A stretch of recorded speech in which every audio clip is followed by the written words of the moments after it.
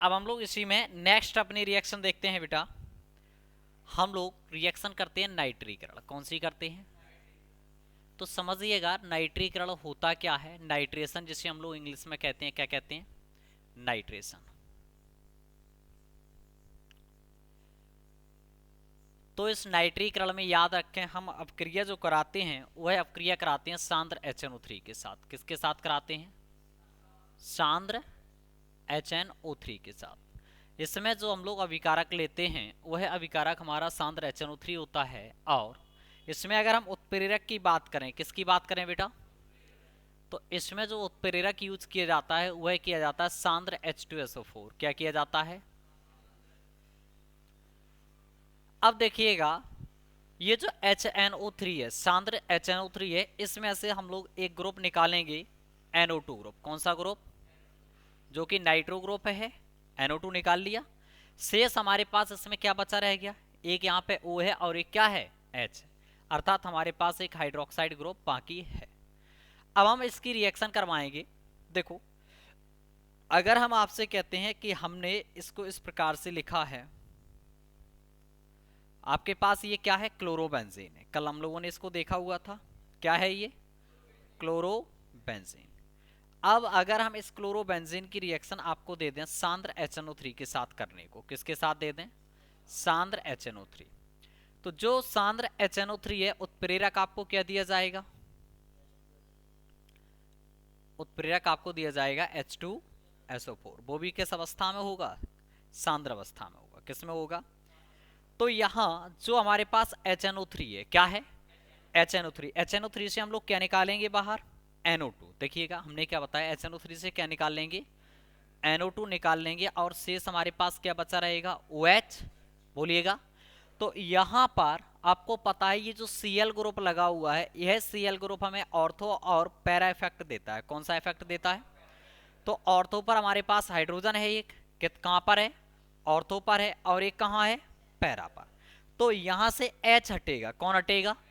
H हटेगा, OH के साथ रिएक्ट करेगा और आपका वाटर बाहर निकाल देगा। H हमारा OH के साथ रिएक्ट करेगा और क्या बाहर निकाल देगा? वाटर। इसी प्रकार से ये वाला भी H इस वाले OH से रिएक्ट करेगा और क्या बाहर निकाल देगा? H2O। तो इस जगह पर हमारा कौन सा ग्रुप लग जाएगा? NO2 group. कौन सा ग्रुप लग जाएगा? तो देखिएगा, अब ये जो आपके पास बनेगा सिस्टम वो इस प्रकार से हो जाएगा, Cl यहाँ पर हो जाएगा और NO2 यहाँ पर हो जाएगा। ठीक है। इसी प्रकार से यहाँ से जब हटाओगे तो एक आपका H वहां से हटेगा पैरा पोजीशन से और आपका कहाँ जुड़ जाएगा? ये आकर के आपका जुड़ जाएगा पैरा पोजीशन पर। कौन सा ग्रुप? NO2 group. ठीक है। अब यहाँ से H और OH मिलकर के क्या बना रहे हैं? आपका वाटर। क्या बना रहे हैं? तो हमने H2O को इस प्रकार से यहाँ लिख दिया। अब इसको हमें करना है बैलेंस। क्या करना है? तो बैलेंस करेंगे। आप देखिएगा यहाँ NO2 ग्रुप कितना अपने पास? एक ग्रुप था। और यहाँ आपने कितने ग्रुप अटैच कर दिए हैं? दो ग्रुप। कितने कर दिए हैं? दो ग्रुप। तो यहाँ हमें दो लाने के लिए हमें इसके 2 मोल यूज करने पड़ेंगे। बोलो। तो जब हम इसके 2 मोल यूज करेंगे तो दो अब हमारे पास OH ग्रुप भी आ जाएंगे। तो एक H ये रखा, एक H ये रखा, तो कितने H2O निकलेंगे? 2 मोल H2O के निकल जाएंगे। अब बेंजीन, यहाँ पर हमने जो क्लोरोबेंजीन रिंग बनाई हुई थी, क्लोरोबेंजीन रिंग कितनी निकाली हैं? अपने पास थी कितनी पहली? तो इसको बैलेंस करने के लिए हम लोग 2 यहाँ पर प्रयोग कर लेंगे। तो ये इस प्रकार से हमारी क्या हो जाएगी? बैलेंस हो जाएगी। आई होप कि आप लोग समझ रहे होंगे, इतना बहुत अच्छे से कैरी कर रहे होंगे सभी लोग। तो आगे हम देखते हैं इसी में, अगर हम कोई एक ऐसा एग्जांपल ले लें, सपोज दैट हमें अब दिया गया है यहाँ पर बेंजोइक अम्ल। क्या दिया गया है? ये जो फॉर्मूला हमने आपके साथ लिखा हुआ है ये किसका है? बेंजोइक अम्ल का है। किसका है? अब हमें इसका नाइट्रीकरण कराना है। क्या कराना है? तो नाइट्रेशन में यानी कि नाइट्रीकरण में हम लोग क्रिया किसके साथ कराते हैं? सांद्र HNO3 के साथ। किसके साथ कराते हैं? तो इस सांद्र HNO3 के साथ क्रिया कराते हैं सांद्र H2SO4 की उपस्थिति में। किसकी उपस्थिति में? तो यहाँ पर जो हम लोग उत्प्रेरक यूज करते हैं वो याद रखें आप लोग, क्या उत्प्रेरक प्रयोग करते हैं हम लोग? सांद्र H2SO4। हमने आपको बताया हुआ है कि इस सांद्र HNO3 से हम लोग कौन सा ग्रुप बाहर निकालेंगे? NO2 group. कौन सा ग्रुप बाहर निकालेंगे? NO2 group. जब आपका बाहर निकलेगा तो शेष आपके पास इसमें क्या रह जाएगा? OH रह जाएगा। जो यहाँ पर लगा हुआ COOH ग्रुप है ये कौन सा इफेक्ट देता है आपको? Meta effect. कौन सा देता है? तो अब क्रिया जाकर के कहाँ होगी, मेटा पोजीशन पर। तो यहाँ पर एक हाइड्रोजन ऑलरेडी आपका छुपा हुआ है, यहाँ से हम हाइड्रोजन को निकालेंगे।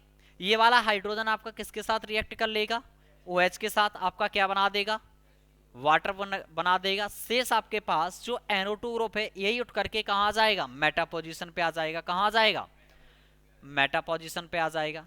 अब अगर हम इसकी नाम की बात करें तो इसका नाम हमारे पास बेंजोइक अम्ल था। क्या नाम था, तो यहां पे हमने मेटा पोजीशन पर किसको लगा दिया है, NO2 ग्रुप को। तो NO2 ग्रुप का नाम क्या होता है, नाइट्रो। तो नाम हो जाएगा मेटा नाइट्रो बेंजोइक अम्ल, मेटा नाइट्रो बेंजोइक अम्ल। इसी प्रकार से हम लोग अगर इसके नाम की बात करें, यहां हम लोगों ने नाम मेंशन नहीं कर पाए हैं, तो इसका नाम क्लोरोबेंजीन था, इसका नाम हो जाएगा ऑर्थोक्लोरोनाइट्रोबेंजीन। क्या हो जाएगा नाम, ऑर्थोक्लोरोनाइट्रोबेंजीन। इसका नाम यहां पर लिख लीजिएगा इस वाले का। तो यहां क्या हो जाएगा, ऑर्थोक्लोरोनाइट्रोबेंजीन। सिमिलरली इसका क्या हो जाएगा, मेटाक्लोरोनाइट्रोबेंजीन। क्या हो जाएगा बेटा, मेटा क्लोरो नाइट्रो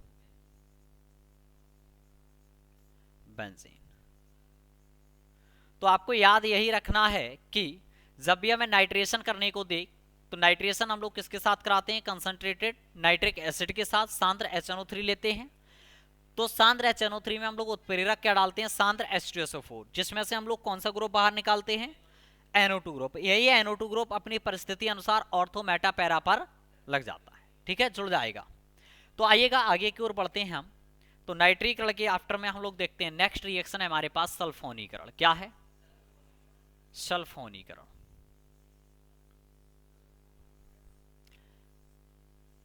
जिसे हम लोग कहते हैं सल्फोनेशन। क्या कहते हैं, इसमें जो रिएक्शन हम लोग कराते हैं वह सांद्र H2SO4 के साथ कराते हैं। किसके साथ कराते हैं, सांद्र H2SO4 के साथ कराते हैं। तो यहां पर जो क्रिया कराई जाएगी वह किसके साथ करवाई जाएगी, सांद्र H2SO4 के साथ। इस सांद्र H2SO4 से हम लोग एक ग्रुप बाहर निकालेंगे, SO3H ग्रुप। कौन सा ग्रुप बाहर निकालेंगे, SO3H ग्रुप। जब हम बाहर निकालेंगे तो शेष इसके पास एक OH ग्रुप रह जाएगा। कौन सा ग्रुप रह जाएगा, OH ग्रुप। आइएगा अब हम लोग इस पर रिएक्शन देखते हैं। सपोज दैट आपको दिया गया है यहां OH जुड़ा है। क्या जुड़ा है, OH जुड़ा हुआ है, और आपको रिएक्शन दे दिया गया सांद्र H2SO4 के साथ करने को। तो आप अब क्रिया पहचान लोगे, कौन सी अब क्रिया है, क्या नाम है अब क्रिया का,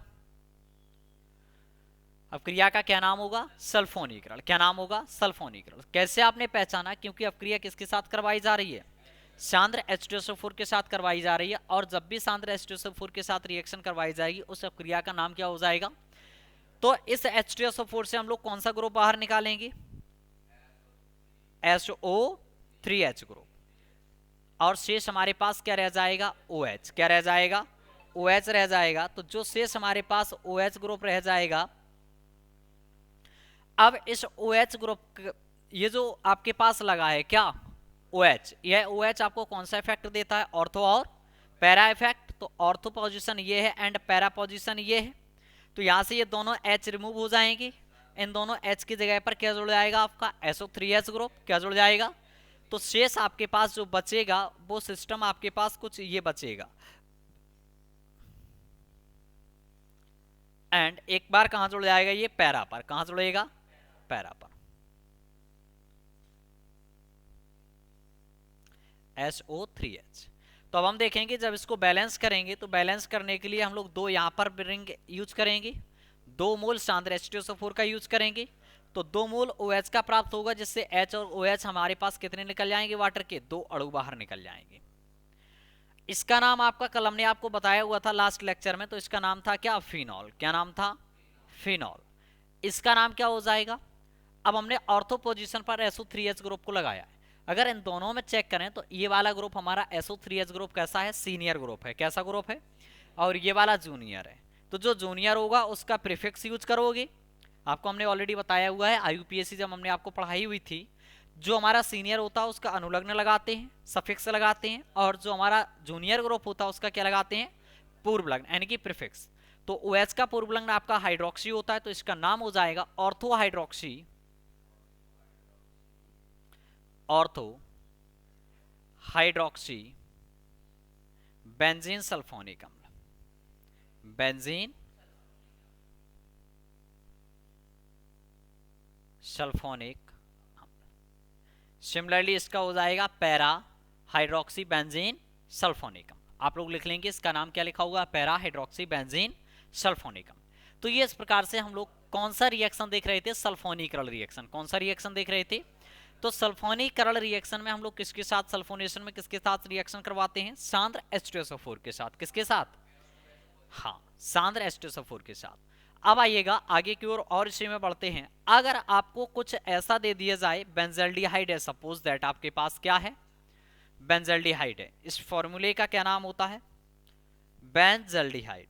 ये जो बेंजल्डिहाइड है इसमें कड़वे बादाम जैसी गंध आती है। कैसी गंध आती है, कड़वे बादाम जैसी गंध आती है। इसकी हम रिएक्शन किसके साथ करवाएंगे, सांद्र H2SO4 के साथ। किसके साथ करवाएंगे, अब आप देखिएगा सांद्र H2SO4 से जो हम रिएक्शन करवाएंगे इसमें से कौन सा ग्रुप अपना बाहर निकलेगा, SO3H ग्रुप। अभी हमने निकाला हुआ था SO3H ग्रुप, तो यही SO3H ग्रुप हम पुनः निकालेंगे और इसके साथ क्या शेष बच जाएगा, OH। CHO आपको कौन सा इफेक्ट देता है, मेटा इफेक्ट। कौन सा देता है, अर्थात मेटा पोजीशन के हाइड्रोजन को ये क्या कर देगा, हटा देगा, और SO3H वहां स्वयं जुड़ जाएगा। तो ये हो जाएगा CHO और यहाँ क्या जुड़ जाएगा, SO3H एंड H इसका और OH इसका, तो क्या बाहर निकल जाएगा, H2O बाहर निकल जाएगा। इस प्रकार से तो आई होप कि आप लोग समझ पाए होंगे कि नाइट्रीकरण क्या है, सल्फोनीकरण क्या है। ये रिएक्शंस जब भी आपके पास आ जाएं तो कुछ नहीं करना है, आपको याद रखना है कि सांद्र H2SO4 से हम लोग कौन सा ग्रुप बाहर निकालेंगे, SO3H ग्रुप, और यह परिस्थिति अनुसार ऑर्थो मेटा पैरा पोजीशन पर जुड़ जाएगा।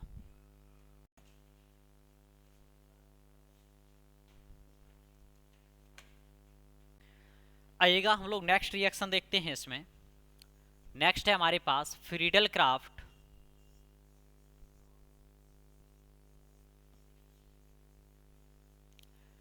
एल्किलीकरण। फ्रीडल क्राफ्ट एल्कलाइजेशन कहते हैं इसे हम लोग, ठीक है। तो याद रखें इसमें हम लोग जो उत्प्रेरक प्रयोग करते हैं वह उत्प्रेरक हम लोग प्रयोग करते हैं डिहाइड्रेटेड एल्युमिनियम ट्राइक्लोराइड निर्जल AlCl3। क्या प्रयोग करते हैं, निर्जल AlCl3। निर्जल का मतलब है कि यह बिना नमी के यानी कि शुष्क है। कैसा है, शुष्क है, हमारे पास निर्जल बिना जल का है। तो यहाँ पर अगर अब आपको रिएक्शन दी जाए करने को तो हम कैसे करेंगे, जैसे कि सपोज दैट हमें यहाँ क्लोरोबेंजीन दिया गया है और रिएक्शन करवाई जा रही है मिथाइल क्लोराइड के साथ। किसके साथ करवाई जा रही है, मिथाइल क्लोराइड। इसका नाम क्या है, क्लोरोबेंजीन है। क्या है, क्लोरोबेंजीन है। और इसको किसके साथ डाल रहे हैं, मेथिल क्लोराइड के साथ।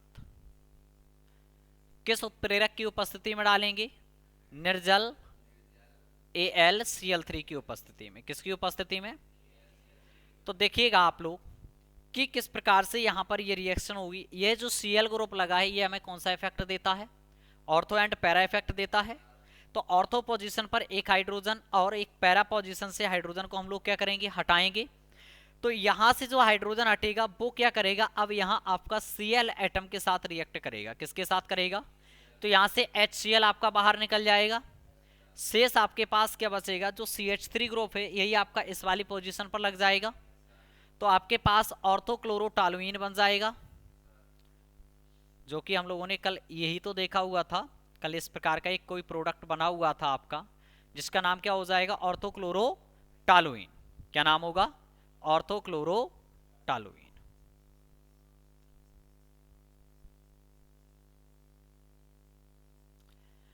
इसी प्रकार से जब इसको हम लोग कहां से हटा देंगे, पैरा से भी रिमूव करा देंगे, तो हमारे पास क्या बन जाएगा, पैराक्लोरोटालुइन। क्या बन जाएगा बेटा, पैराक्लोरोटालुइन। तो अब आप यहां देखेंगे कि आपने यहां फिर से कितनी बेंजीन रिंग प्रयोग कर ली हैं, 2। तो इसको बैलेंस करने के लिए आप सिंपल सा 2 यहां लगा दोगे। मिथाइल क्लोराइड कितना प्रयोग किया, 2, तो 2 मोल यहां लगा दोगे तो HCl भी आपका कितना मोल निकलेगा, 2 मोल बाहर निकलेगा। अब देखिएगा, अगर आपको इसका डेफिनेशन लिखना है तो आप लोग डेफिनेशन किस प्रकार से लिखेंगे, जब क्लोरोबेंजीन की क्रिया मेथिल क्लोराइड के साथ निर्जल AlCl3 की उपस्थिति में कराते हैं तो ऑर्थोक्लोरोटॉलुइन एंड पैराक्लोरोटॉलुइन बनता है। लिख लेंगे आप लोग, यस। आइएगा हम लोग देखते हैं नेक्स्ट रिएक्शन है हमारे पास फ्रीडल क्राफ्ट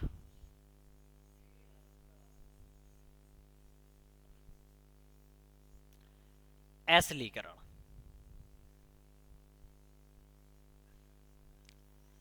तो यहां देखिएगा, यहां पर जो हम लोग उत्प्रेरक यूज करते हैं वो तो वही करते हैं क्योंकि ये भी फ्रीडल क्राफ्ट है। क्या है, फ्रीडल क्राफ्ट है। यहां उत्प्रेरक वही प्रयोग किया जाता है निर्जल AlCl3। क्या प्रयोग करते हैं, बट यहां पर जो एक रिएक्टेंट चेंज हो जाता है, अभिकारक जो चेंज होता है, फ्रीडल क्राफ्ट एल्कलीकरण में हम लोगों ने रिएक्शन करवाई थी मेथिल क्लोराइड के साथ। किसके साथ करवाई थी, यहां पर रिएक्शन करवाते हैं एसिटिल क्लोराइड के साथ, एसिटिल क्लोराइड के साथ, जिसका हमारा फॉर्मूला होता है CH3COCl। क्या होता है, या इसी में हम एक और अभिकारक प्रयोग करेंगे। इसमें हम जो एक और अभिकारक प्रयोग करेंगे वो हमारा अभिकारक होगा एसिटिक एनहाइड्राइड। क्या होगा, एसिटिक एनहाइड्राइड।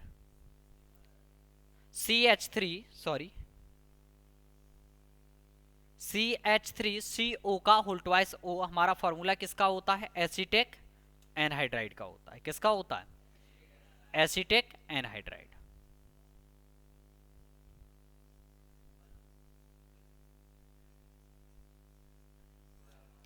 ठीक है, तो ये हमारे पास बना हुआ है सूत्र किसका, एसिटिक एनहाइड्राइड का, और ये किसका है, एसिटिल क्लोराइड का। तो जब ये दोनों आपको मिल जाएंगे तो आप लोग अपक्रिया का नाम क्या बोलेंगे, फ्रीडल क्राफ्ट एसिलीकरण। क्या बोलेंगे, फ्रीडल क्राफ्ट एसिलीकरण।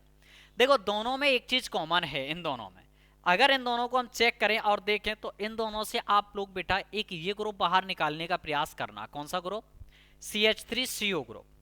यहां से भी हम लोग कौन सा ग्रुप निकालेंगे, CH3CO ग्रुप। कैसे निकालेंगे जरा इसके पहले हम स्ट्रक्चर को समझते हैं। ये जो एसिटिक एनहाइड्राइड है ये आपका कुछ इस प्रकार से लिखा हुआ है, एसिटिक एनहाइड्राइड ये लाइक दिस कुछ आपका इस प्रकार से बना हुआ है। हमने आपसे एक बात कही है, यहां से हम CH3CO ग्रुप को निकालने का क्या करेंगे, प्रयास करेंगे। तो यहां से जब हम इतने ग्रुप को निकाल लेंगे CH3CO ग्रुप को, तो ये आपका +1 संयोजकता देता है। कितना देता है, तो जो शेष आपके पास बचा हुआ इतना ग्रुप है, ये आप गौर से देखिएगा, ये एसिटेट आयन है या नहीं है। CH3COO आपका -1 देता है। कितना देता है, -1।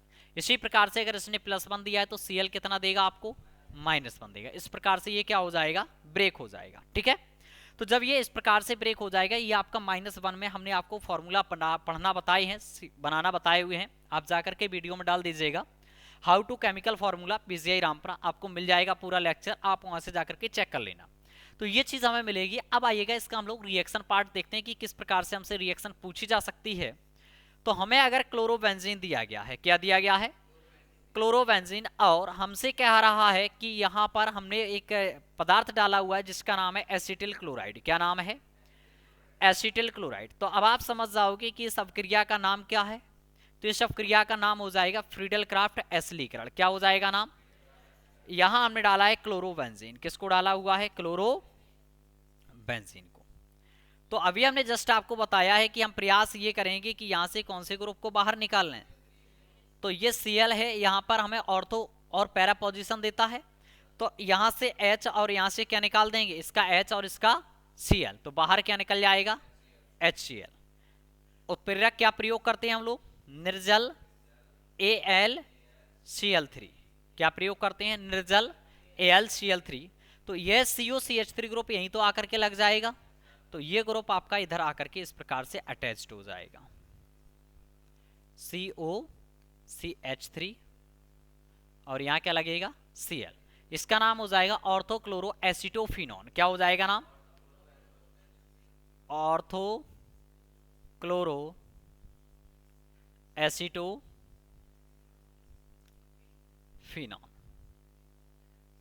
इसका ये नाम हो जाएगा। अगर हमें एसिटिल क्लोराइड ना दे करके हमें क्या दे दे, एसिटिक एनहाइड्राइड दे दे, क्या दे दे, और यहाँ देखिएगा HCl अम्ल और बनेगा आपका, जो कि हमने निकाल दिया था, यहाँ पे लिख दिया था। तो आप लोग चाहे यहाँ पे लिख दिया करें इस प्रकार से एरो के नीचे, या आप लोग उस साइड लिखते हैं। अगर उसको हम इधर लेकर के आएंगे तो प्लस का किस में हो जाएगा, इसी वजह से इसको हम लोग माइनस में यहाँ पर लिख देते हैं, ठीक है। तो आप या तो यहाँ पर लिख दीजिएगा या वहाँ पर। तो यहाँ जो अम्ल निकला है वो कौन सा अम्ल निकला है, हाइड्रोक्लोरिक अम्ल निकला है। अगर हम यहाँ पर एसिटिल क्लोराइड के बजाय हम लोग प्रयोग करते हैं यहाँ पर क्या, एसिटिक एनहाइड्राइड, क्या प्रयोग करते हैं, एसिटिक एनहाइड्राइड। अभी जस्ट हमने आपको बताया हुआ था कि एसिटिक एनहाइड्राइड का हमारे पास फॉर्मूला जो था वह फॉर्मूला हमारे पास क्या था, यही तो था। और हमने आपको एक बात बताई हुई थी कि यहाँ ये हमें ऑर्थो इफेक्ट देगा, तो यहाँ से हम इस वाले ग्रुप को निकालने का क्या करेंगे, प्रयास करेंगे। तो यह जो H है वह CH3COO के साथ जुड़ जाएगा और आपको एसिटिक अम्ल बना करके दे देगा, क्या दे देगा, एसिटिक अम्ल। तो इसे हम लोग निर्जल AlCl3 की उपस्थिति में डालेंगे, किसकी उपस्थिति में डालेंगे, निर्जल AlCl3 की उपस्थिति में। तो CH3COOH ये आपका क्या बना देगा, एसिटिक अम्ल, क्या बना देगा। उस वाले केस में हम लोगों ने हाइड्रोक्लोरिक अम्ल बनाया हुआ था, ठीक है। इसमें क्या बनता है आपका, एसिटिक अम्ल। इसी को हम लोग सिरका के नाम से भी जानते हैं, किस नाम से जानते हैं, सिरका के नाम से जानते हैं। आपने देखा होगा पसीने को कभी चखा है, हल्का सा खट्टा टाइप का लगता है, जो हमारी बॉडी से क्या निकलता है, पसीना निकलता है, हल्का सा कैसा लगता है, खट्टा। क्यों लगता है, क्योंकि उसमें भी यही अम्ल पाया जाता है, कौन सा, एसिटिक अम्ल पाया जाता है। अब हमारे पास बचा क्या है, यह जो COCH3 ग्रुप है उसको हम लोग यहाँ पर जोड़ देंगे। तो यह इस प्रकार से हमारा ऑर्थो पोजीशन पर जुड़ जाएगा, जिसका नाम ऑलरेडी हम आपको बता चुके हैं, ऑर्थोक्लोरो एसिटोफिनॉन। क्या नाम हो जाएगा इसका, ऑर्थोक्लोरो एसिटोफिनॉन।